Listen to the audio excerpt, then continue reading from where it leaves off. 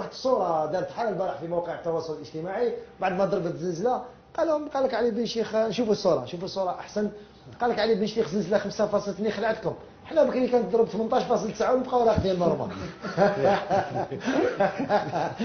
هاو يضحك سي محمود قلبان.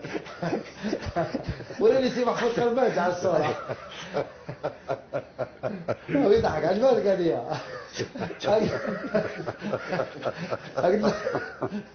وقال لك اللي يروحوا يجوزوا الباك نحييهم اليوم، يروحوا يجوزوا الباك ايضا. قال لك خرجوا هذا، قال لهم بيجي واش بيكم خايفين؟ قال لهم انا بكري كنت في الطريق باك نريفيزي في الطريق ندير الباك، واش بيكم مستوى؟ واش قلت له؟ قلت ما وليدك يجوز الباك كيف موا سي بون بور لو مورال. وي طلعت له شويه المورال باش نضحكوا. قال لك 18.9 ضربت الزلزله.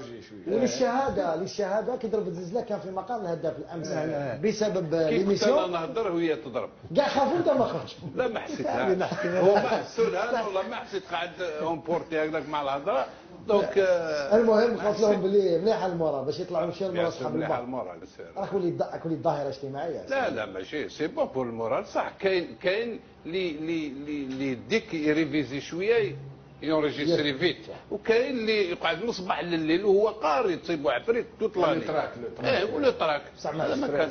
انا نقول له روح شوف. كان عندنا دوك نعطيك ان بتيت اكزومبل. كان عندنا هذا محمد يقولوا محمد شيكوطا ربي يذكره بالخير، فاميليا كاع قاريين في القصبه كاع برايس، وهو مستوى عالي عالي عالي. يمشي يلعب معنا لي ماتش في القصبه، يمشي حاجه بليغه يحبط يعوم بالسروال. لافي هو دار هذا اللوط، يبقى يقري في لافاك سنترال يقريهم وكذا، ومن بعد يحبطوا معاهم يحبطوهم هنا الروشي كاري يعوموا مع لي زيتيديون تاعو.